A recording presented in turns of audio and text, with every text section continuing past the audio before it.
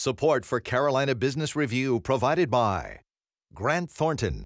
Operating in more than 100 countries, our tax, audit, and advisory professionals specialize in helping companies unlock their growth potential. Blue Cross and Blue Shield of South Carolina, where healthcare is changing for the better. Find out how at ahealthysc.tv. And by Sunoco, a global manufacturer of consumer and industrial packaging products and provider of packaging services, with more than 300 operations in 35 countries. What will we think and remember when we look back on the summer of 2015? Will it be the summer of the Mother Emanuel tragedy and the Confederate flag debate? Will it be one of the longest-running North Carolina legislative sessions in contemporary history? Welcome again to the most widely watched source of Carolina business and public policy. I'm Chris William, and what are the issues that really do matter? Certainly social events and communal activities that touch everyone, but what about the business and the policies that are being shaped now during the summer when everyone's on vacation in discussions just like this one? A long-running challenge has been economic development, and it seems like a tale of two cities right now. It's been an uphill slog to rebuild and find momentum for the brand in North Carolina. And it's been a downhill ride with the wind at their back in South Carolina, with seemingly big announcements almost every week. Later, we will meet and talk with the Secretary of Commerce in the Tar Heel State, John Skvarla. Major funding also by Novant Health, bringing you world-class technology, clinicians, and care when and where you need it. The Duke Endowment, a private foundation enriching communities in the Carolinas through higher education, healthcare, rural churches, and children's services. And by Blue Cross and Blue Shield of North Carolina. Who's responsible for rising healthcare costs? Join us and many others in a candid discussion at letstalkcost.com. On this edition of Carolina Business Review, Jonathan Kappler, Director of State Government Relations, University of North Carolina System. Bill Mahoney, CEO of SCRA. And special guest, John Skvarla, Secretary of Commerce for North Carolina. And now, here's Chris William. Hello, welcome to our program. Welcome to the, so far, a long, hot summer, it seems, in the South. It's good to have you both here. Bill, I want to start with you. You know, not to be tabloidy, not to go down the road of talking about the Confederate flag debate in South Carolina, but, you know, we know what everyone's doing politically about the Confederate flag. We know what the debate has been, the emotional issues certainly, but I guess what's kind of the backstory here? What is the leadership in South Carolina really saying about the Confederate flag? Oh my gosh, finally, thankfully, we can move this along, or is there some other dialogue going on? Well, it's more of the latter than the former. I think, you know, flags are symbols and they mean different things to different people. So, I mean, you have to acknowledge that symbology in anything that we talk about in this area. But in the circles that I'm traveling in, I think one of the remarkable things that we are taking advantage of in South Carolina is a lot of common thinking between the business, academic, government, economic development, and faith-based communities in the state.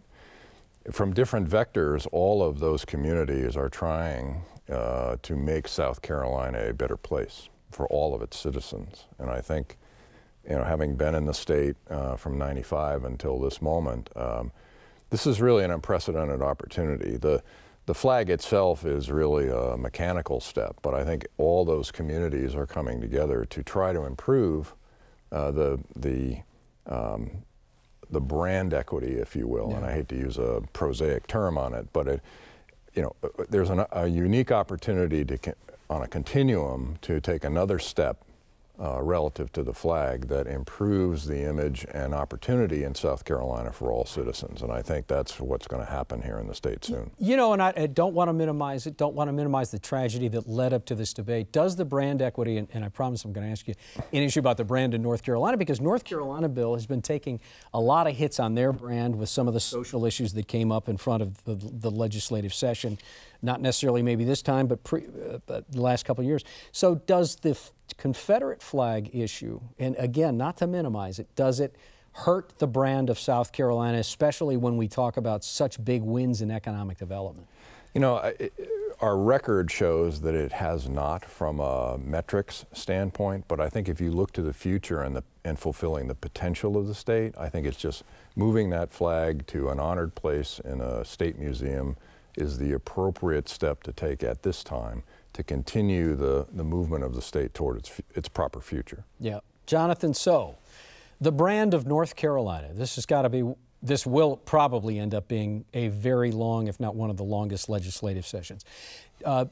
Is the GOP making, based on some of the branding issues that they've had over the last couple of years, will we look back on this session and say, yeah, some real things got done, or will it be politics as usual? I think they're tackling, at least at this point, some really big issues, and they've stated that they're committed to making sure that they're resolving some big issues around taxes and Medicaid reform, some issues they've really been wrestling with for several years now and trying to get those fixed. And so if we're in session for a long time, and even if that's unusual, and even if that's a challenge for a variety of reasons, if we come out in an okay place on some of those things where these problems have been resolved in a long-term way, I think they're not going to be taking a political hit. The brand issues, I think, are going to be ameliorated on that, and we're going to end up in an okay place. But we are talking about some really big, significant issues for the state of North Carolina that are going to have long-term ramifications.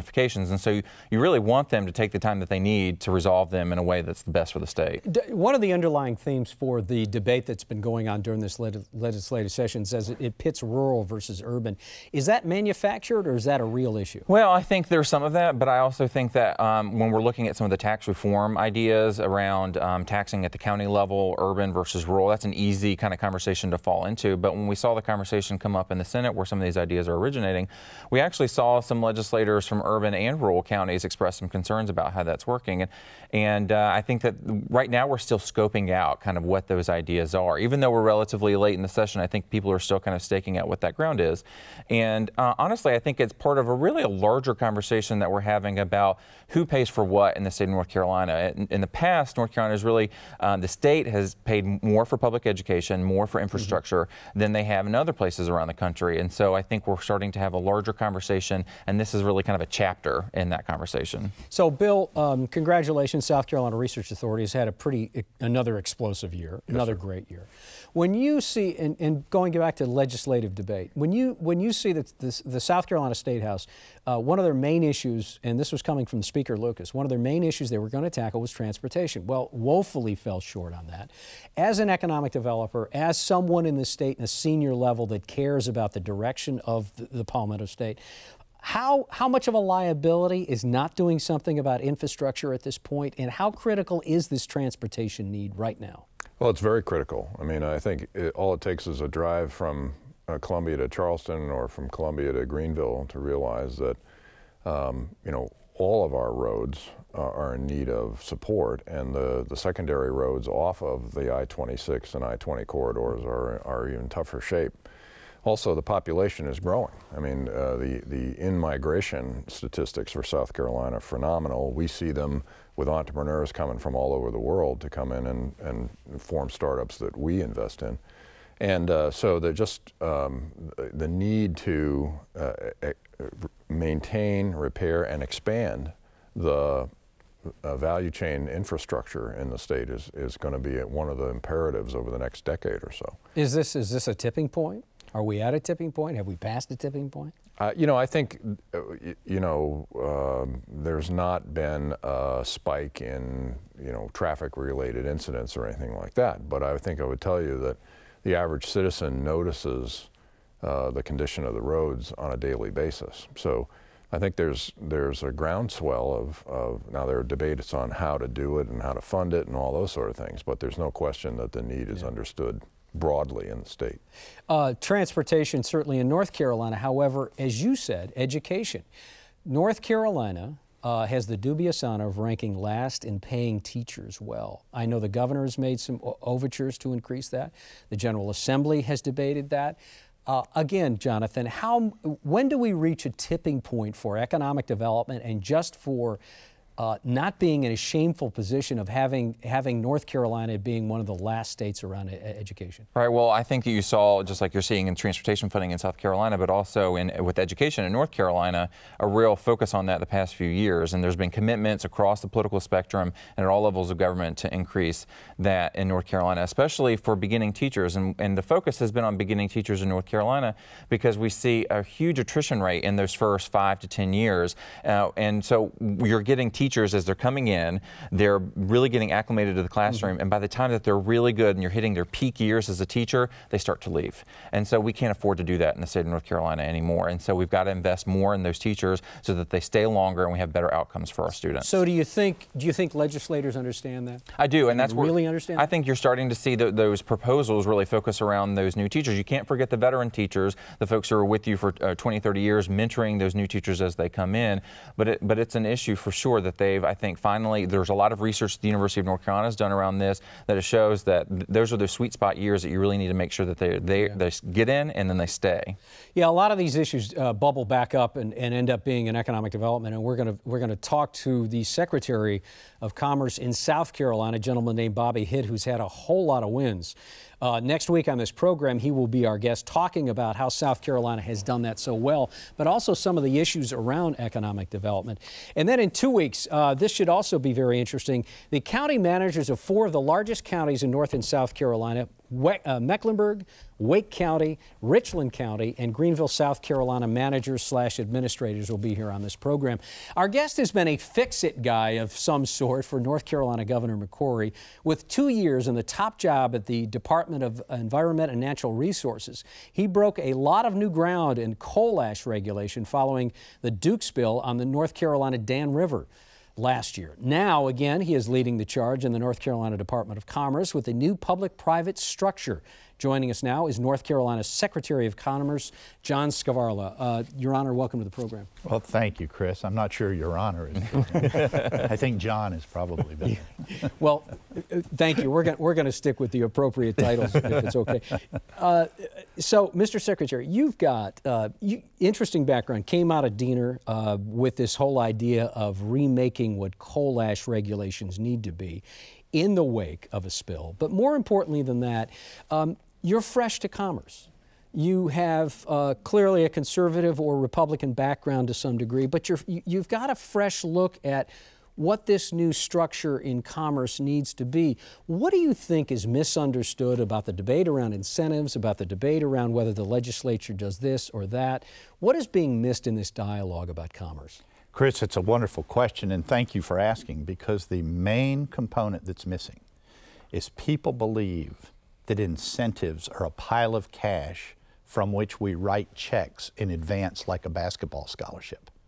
You know, when a young person signs at a college to play ball, they get tuition, room, board, books, meals, whatever's in the package. And if they never score a basket for your team, they still get the scholarship. Our incentive programs, very much like South Carolina, are reimbursement programs. Right. And it reimburses the employer a portion of the new dollars received from new income tax from employees we otherwise would not have had it not been for the incentive. And in rough numbers, if we collect $5 in new tax revenue from new employees, we give about $1.50 back to the employer for a period of 12 years. The Treasury nets the balance, including putting some into something called the utility fund for less economically advantaged counties. Mecklenburg, for instance, cannot participate in this.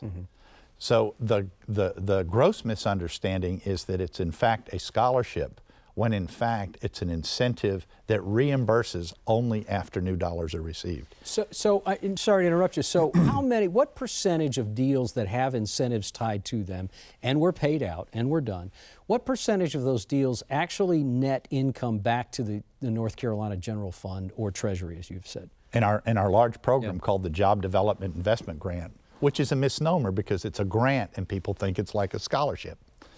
All of them. We don't do them unless they net dollars to the Treasury. And if you look at the last 10 years or so, it's collected about $500 million in new revenue, and we've paid about $150 million back out. and put about $50 million into this thing called the utility fund. So the Treasury netted about $300 million. We don't do them unless they net dollars to the Treasury. And they're only given on the exact number of jobs created. If you estimate 2,000 and only create 1,000, you only get reimbursed for 1,000. And if for some reason the company leaves the state, it's clawed back. Chiquita Banana here in Charlotte's a good example. They will return all the incentive money they receive. So it's something we should be doing 100 times a day. It's a program that is a net positive to the Treasury every time we do one. John, real pleasure to meet you in the green room. Could you tell us more about the partnership and how that strategy is evolving, and how's the integration of the new structure with the former independent or less collaborative economic development entities going? Well, as you know, we created something called a public-private partnership.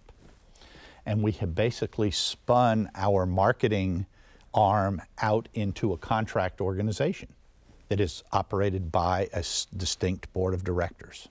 And so they are a contract wing to the Department of Commerce.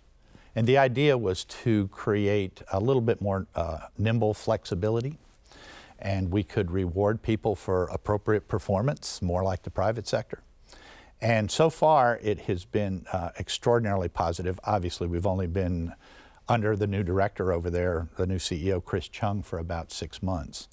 But at this juncture, all indicators are very, very positive, because they can be much more nimble and much more flexible than we were able to be as just a traditionally bureaucratic organization. And it's funny, people ask me, well, what is Commerce's role?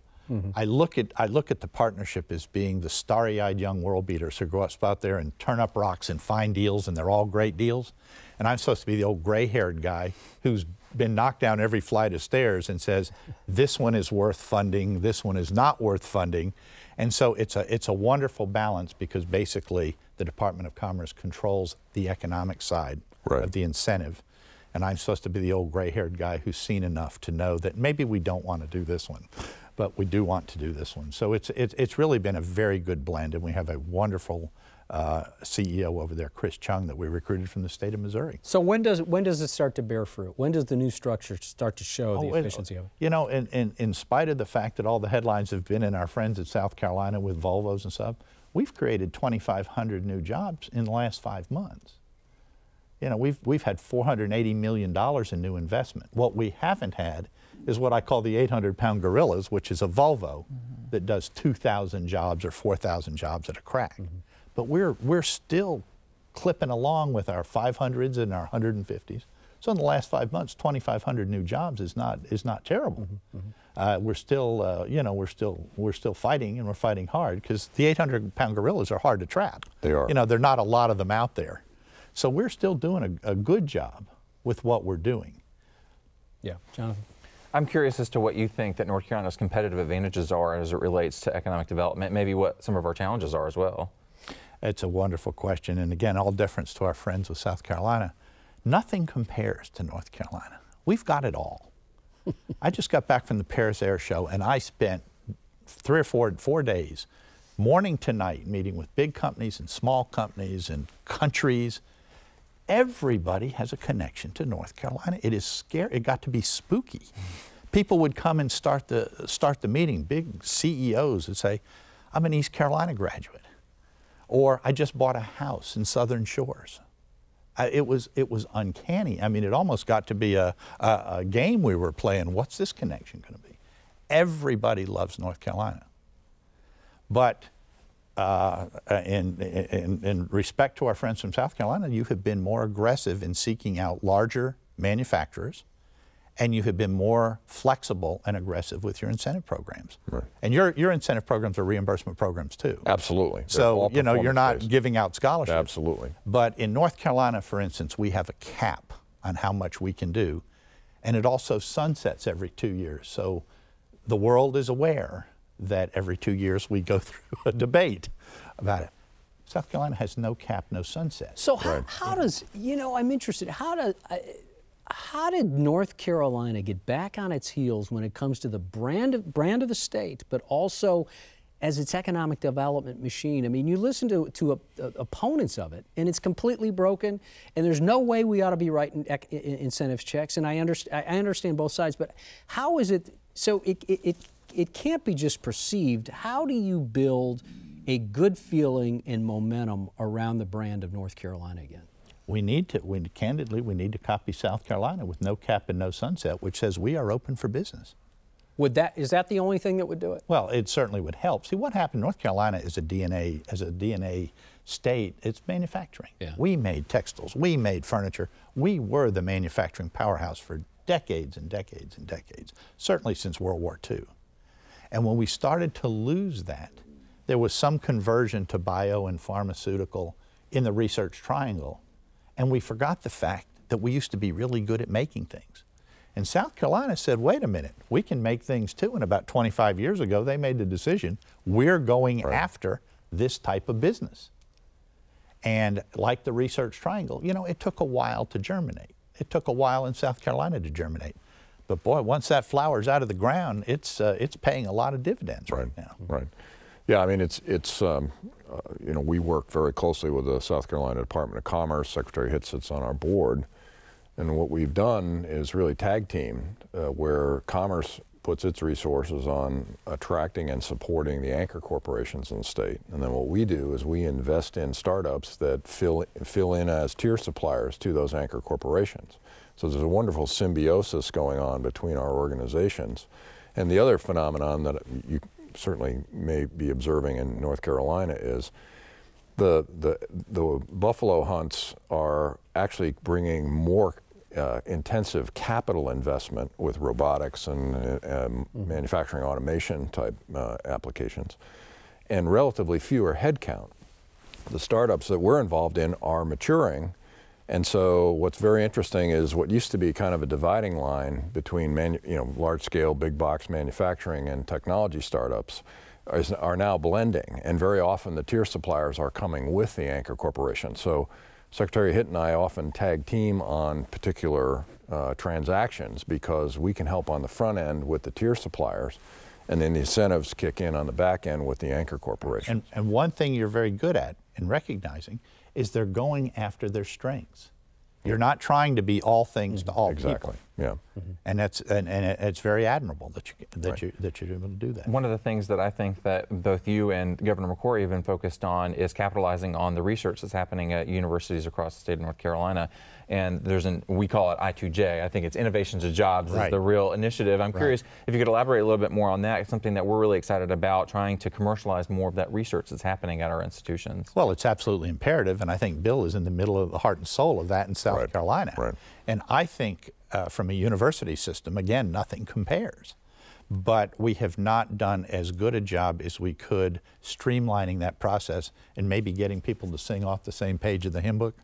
You know, the university environment in and of itself is conducive to silos. And if we can get people on the same page of the hymn book, I think the opportunity to grow that sector is significant. You know, to follow up on that, there's been a lot of criticism leveled at the Board of Governors of the UNC system, as well as, again, the General Assembly, Mr. Secretary, about dismantling education. Even Jim Hunt has come back out and broken cover to say he wants to get a think tank together about rebuilding. What does North Carolina need to do about investing in education? What's the right thing to do, and what do we do now? Well, I think the governor's absolutely on the right track. Certainly the comments made about entry-level teachers is critical. We need to make sure that we understand where our high levels of turnover are coming, and that's the early stage teachers. We need to have a lot of money in the classroom. How do you balance that with maybe the administrative side? Is too much go into the administrative side? And again, from the university system, whether it's a lack of funding or whether it's a lack of coordination and synergy and maybe getting people to be more collaborative, probably could accelerate the process and save a lot of money at the same time. We are out of time. It was a half an hour. Mr. Secretary, I hope you get everything you want, because it seems like you want the right things for the state. So good luck to you. Will you come back, please? And I'd be delighted. Thank you. I'm always honored to be. Yeah. Thank you. Jonathan, good to have you. Thank you so much. Nice to see you again. Bill, what can I say about the success, not just the Research Authority has, but what you've done for the state in South Carolina? Thank you. I'm very we're very honored and humbled to take up the role that we have. Well, and you've done it well. Thank you. Thank you all. Thank you for watching. CarolinaBusinessReview.org is the website if you have a comment. If not, we hope your weekend and your summer is going well. Take care. Good night. Major funding for Carolina Business Review was provided by the Duke Endowment, a private foundation enriching communities in the Carolinas through higher education, healthcare, rural churches, and children's services. Blue Cross and Blue Shield of North Carolina. Who's responsible for rising healthcare costs? Join us and many others in a candid discussion at letstalkcost.com. Grant Thornton. Operating in more than 100 countries, our tax, audit, and advisory professionals specialize in helping companies unlock their growth potential. Novant Health, bringing you world-class technology, clinicians, and care, when and where you need it. Sunoco, a global manufacturer of consumer and industrial packaging products and provider of packaging services, with more than 300 operations in 35 countries. Blue Cross and Blue Shield of South Carolina, where healthcare is changing for the better. Find out how at ahealthysc.tv. And by viewers like you. Thank you. Promotional consideration provided by Business North Carolina Magazine. For more information, visit carolinabusinessreview.org.